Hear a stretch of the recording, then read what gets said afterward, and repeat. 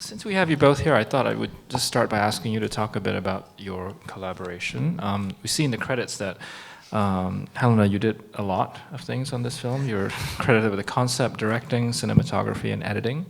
And Theresa, you're credited with concept and research, and you are an anthropologist, yes? Yeah, that is, well, I studied anthropology. Okay. So can we talk a little bit maybe about this concept that you both are credited with, and how that, what was the beginning and how did it evolve?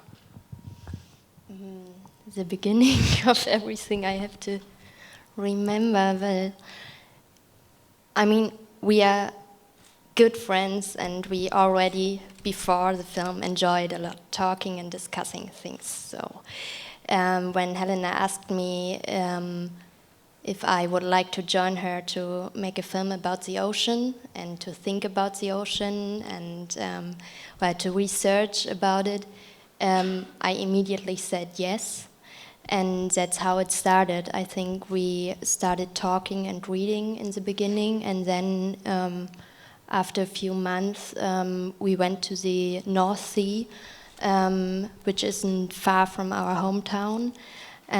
Because we really fast we recognized that we had to, well, not only read and think in images we already know, but to confront us with the ocean itself. So, yeah, maybe that is a good answer. So for you, the starting point was, the idea was to make a film about the ocean. Yeah, it was, I was really interested, and I mean, I was always in my films, I think, interested in spaces, different spaces, indoors, mainly, really. But, so yeah, and then somehow the ocean came to my mind, and I asked myself what it means, like this space, what does it mean? Like, how do we feel? It covers so much, obviously, and then it's like the antagonist, and then it's such a big projection space for everything, screen-like.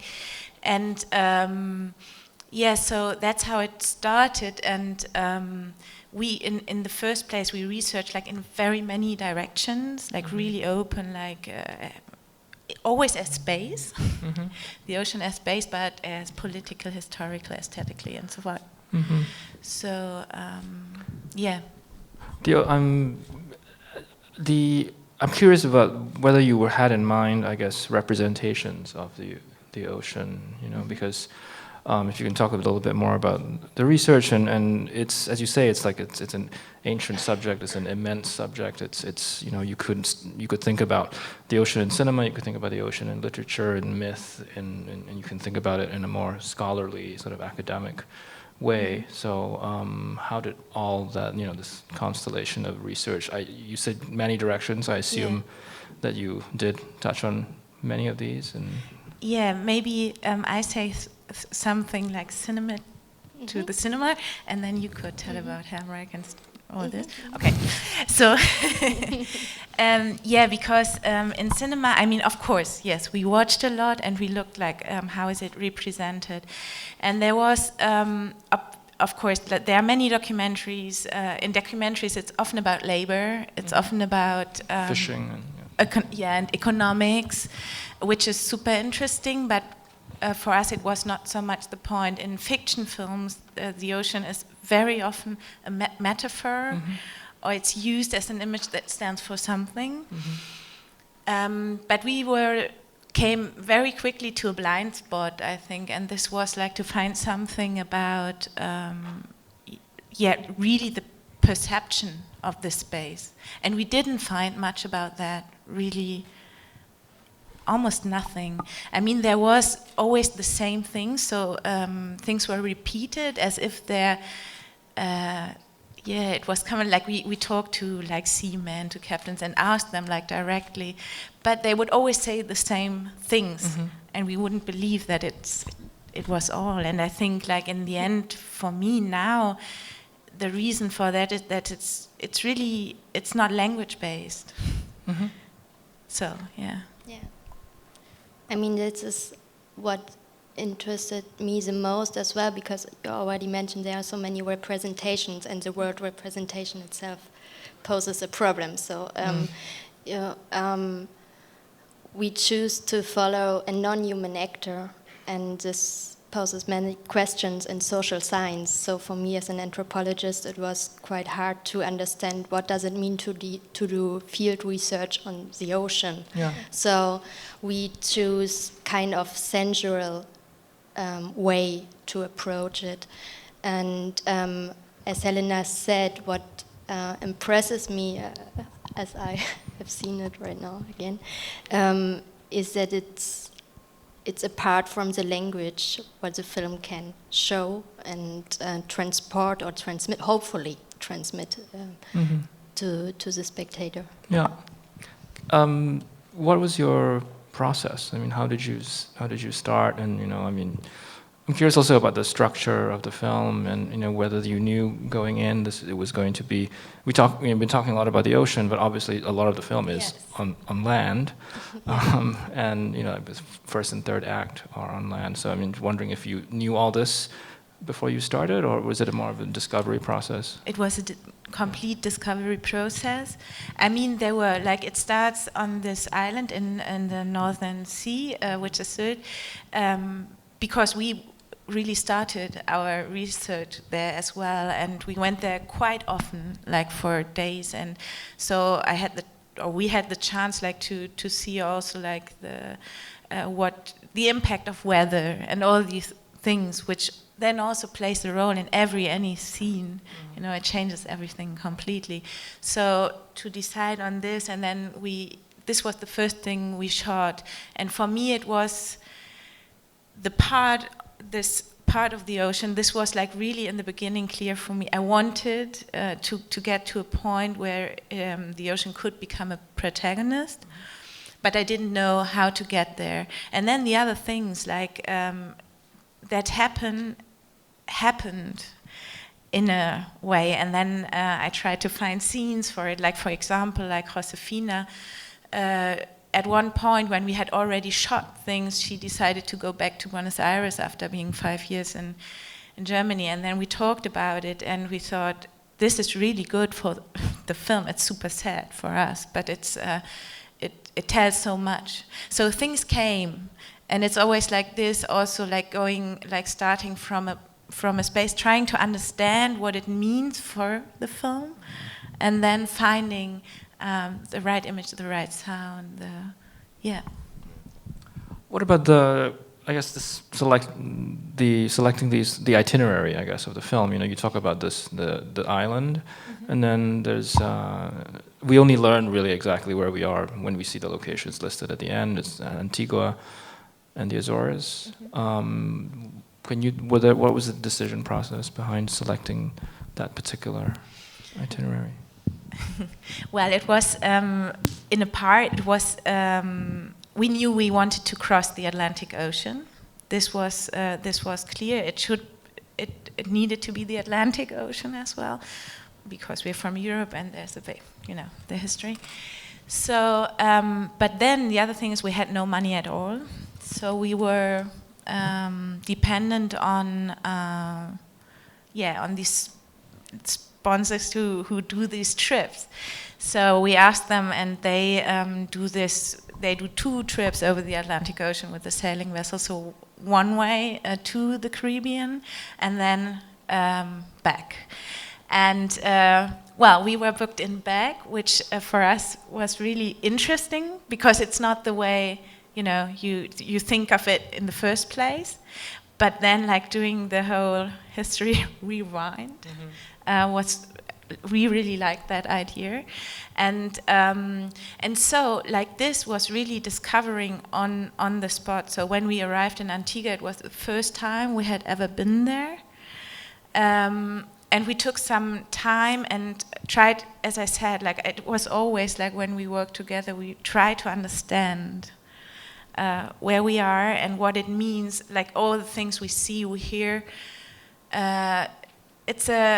It's very intense process, because you have to be aware all the time, but it's the most beautiful moment as well. So and then some decisions, on Antigua there were many problems, because it's a super racist society on the island. We were booked in. You see it. That's why you see the house in this British community. And so there were these decisions, for example, with the car, then to choose. Okay, we shouldn't. We had 10 days, and it was not to pretend to possibly understand the situation, and choosing like this kind of private, secure space that the car offers, and leave her at that. But it's a distant. It's a view from the distance. Yeah. You talk about your interest in spaces. I think it's really, in many ways, it's a film about movement through spaces. I mean, besides the movement across the ocean, there is a lot of the bicycle, the car, the train. Can you talk about conceptualizing those sequences? Yeah, I think it's interesting because it really changes. For example, like with the bicycle. I mean, on the one hand, it's something that in Hamburg is like really common. You ride the bicycle, and I was interested in this surrounding because the city is kind of divided, and this is it's the port, industrial port part. And then also like with the sound, for example, like, I mean, you relate very, very differently to your surrounding when you're on a bicycle than being in the car. Like, I mean, when Theresa leaves the car at one moment and you hear it's super silent, like from inside. And you're also, I mean, as I said before, it's also, I think in the film, I mean, it's not psychological or anything, you have seen that, but it's very much about this relation of us as human beings I would to say spaces. and of the everyday of spaces. This is important to me too. So I ride the bicycle, we had a rented car, so it's all these situations. It's not a big surprise or anything. Right. We wanted to get closer to the really usual way of moving. Right. I wanted to hear you say a bit about the process of just working on, shooting on the open sea. Everybody who's ever talked about this has described this as a very difficult process, and I'm wondering if it was at all for you. It was fun, I would say. Yeah, for me too. I really, really enjoyed it. It was, I mean, yeah, of course you have to get used to the movement first. So in the beginning we were really clumsy and slow, and in the end it was like you get used to it and then you move like a cat. I think it's it's like that, and you trust it more. You start to understand. I mean, yeah, you always have to secure everything because it's moving the whole, like constantly. But then it's, for me, what it offers also in thinking about images and thinking in general, and then making it, is like this, it's such a concentrated situation. It's like, I think it's the most concentrated situation I have ever been in my life. I'm sure about that, yeah. So it offers you like this. I was sometimes asked if I meditate, like from people who watch the film, and then I said no. But then I thought about it, and really like this. I think when I work with the camera and do images, it is meditation for me, because it's really focusing something. And here on the sea, it was a very special thing, because you would think, okay, it doesn't matter, you just film the ocean, but it's obviously not. So you have to choose a position, and really the cadrage can, for me, like capture something very different, and it's complex, but nice. What about sound? You have a collaborator who is credited with recording and also the composition of the sound. So there was quite a bit of sound recording when you were on the water, and then what were you looking for with the composition of the soundtrack? Yeah, it's Nika Breithaus. Most of the time, it was the three of us Yeah. doing the film work together. So the three of us went to the sea, went to Sylt and everything. So she's a really important part missing tonight. Yeah. Yes, she's and we had worked for a long time together. I think for 8 years. So she had done like all the sound for my short films as well. And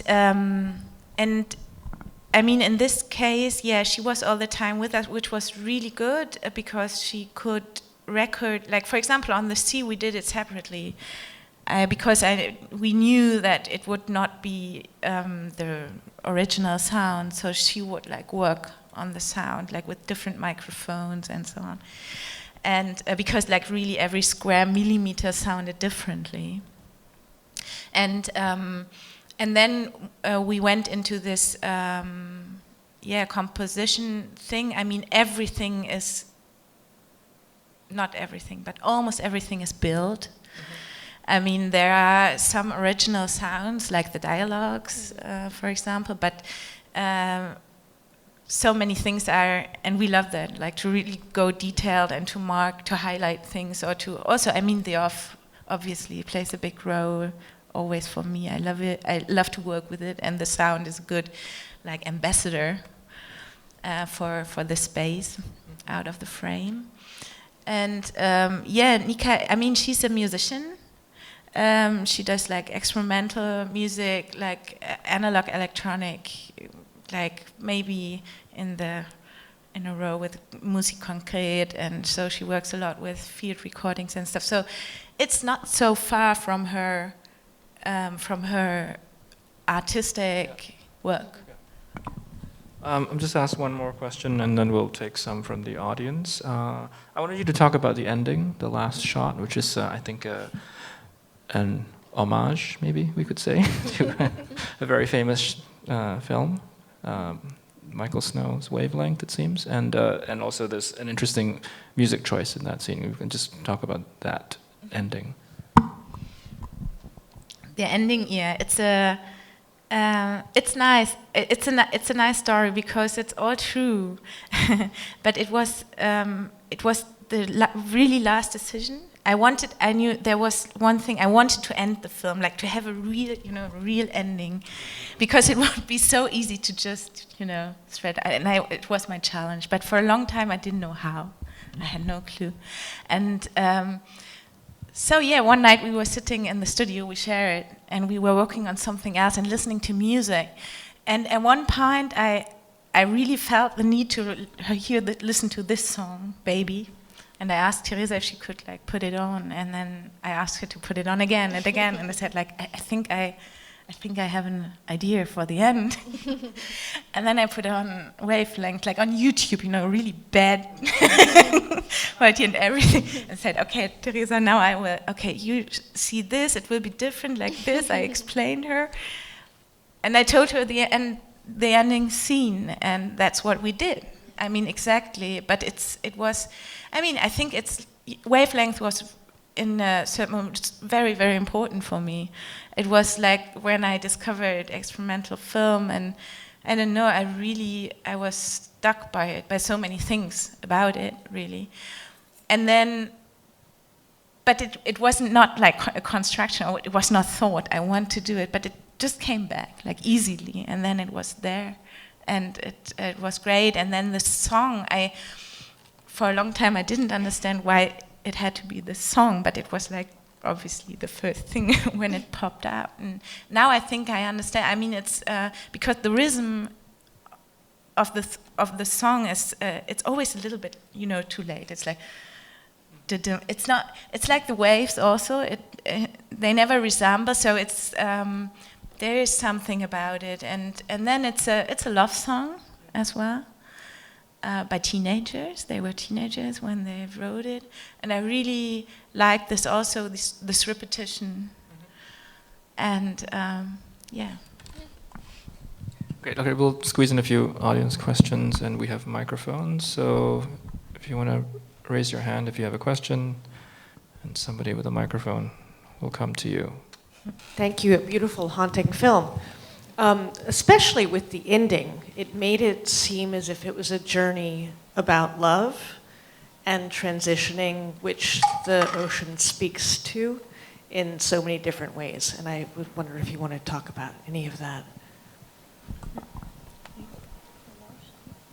The transitions and one. Well, I don't know where to start because it was such an adventurous journey, and I'm still, I don't know, I'm so into it because it's also a very personal story. Yeah, the transition, I think because we wrote in the synopsis about something has changed after this, and this something, what could it be? So I still don't have a clear answer to this. I only know that now we are persons who have traveled the sea, and I maybe with this love relationship, I mean, it's a friendship for me, but it could be love, it could be everything, but there's this, now I understand the distance between, that can get between people and between friends, and what this distance causes for, it becomes more concrete for me, so that, yeah. I don't know. You want to say? Yeah, I completely agree, and I think what is that everything you do or your experience and or let yourself drift maybe, but it has it really has consequences, and I think it's really beautiful that it's like that. So, and I think and it will go on. You know that it's like.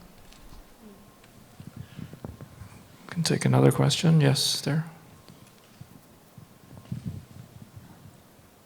Hi, I was curious if you could talk a bit about the post-production process and how the timeline changed throughout the shooting, and if you ended up moving things around. You had all these very specific individual units that formed a timeline, and how they found their way there. Well, let me think. I have to go back because in general we didn't work maybe as usual like industrial film production. So it was not, we shot everything on, and then we did, and then I did the editing, and then I did picture log, and the sound came. But it was so we shot, then I would edit, I would start, and we would develop on and on. It was 3 years in total.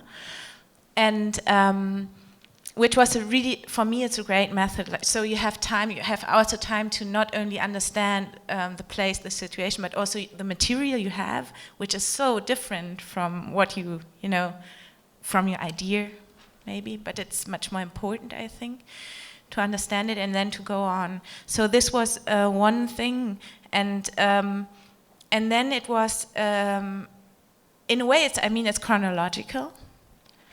And not when we shot it, but like how it all evolves in the story. So it's quite linear. And there were some scenes I was thinking about like quite in the end. For example, the bicycle scene, or when Theresa is writing in her apartment, the last scene. So there were some that I shot quite in the end, when I knew, okay, I want to tell this or that, so I have to find a scene. This also happened. So, and then when it came to the with the sound, Nika and me, we work parallel as well. So I do some sketches, and then she tries first things, and so it goes back and forth. So if she would, like for the composition,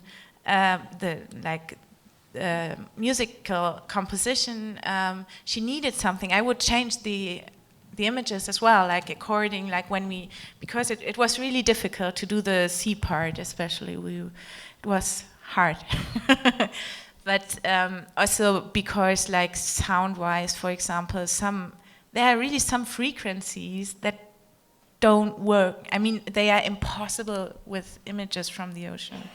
It's like it gets to like this, you know, holy, I don't know, spiritual thing immediately. And these are frequencies that normally are no problem at all. So it was really like step by step by step. Like working on a sculpture, I think it's very special for me, like to do editing and the whole thing, and I really love it. Like when I have the rough structure, then to go into the details, this is very beautiful. I hope it answers, but it's more like this than this. Okay, we can take one last question if there is one. Yes, there. Wanted to follow up on the first question about, well, I'll just say what I was so struck by was the intimacy of the friendship that we get a glimpse into at the very beginning. And then the majority of the film, which was the vastness of nature and the anonymity of nature. I just really love that, and I was wondering if that was deliberate for you, or if you saw that too, or... You want to start? Well, that question fits well to the beginning of our talk, I guess, because how can you approach this vastness or the ocean or whatever? It is through human beings, and in this case through friendships, through personal, through your own position. So, and I think that the one thing doesn't go without the other for me. Yeah, and I think it's also like when we talked about spaces, like maybe like how it's done formally, like this is also this relation, because when we, it's in all images, but it's like when Theresa calls her, for example, and she's there like far away, and then, you know, like this foreground, middle ground, background, everything changes completely, but you see these persons, like friends, always like in relation to what surrounds them, and then in the end it's the most extreme, maybe, you know, like. Or no, maybe the most extreme is when both of them disappear. But then when it's a virtual, but yet intimate, you know, meeting in the kitchen. I mean, it's like drinking coffee together, but you know, the other person is like really, really far away, and you have a feeling for it because before you, in a way, you made this travel in the film, and we did. So you have a feeling for the distances, and it's. Yeah. Great. I'm afraid we have to end it there, but I want to thank you all for coming, and Helena and Theresa, thank you so much. Thank you. Dennis. Thank you.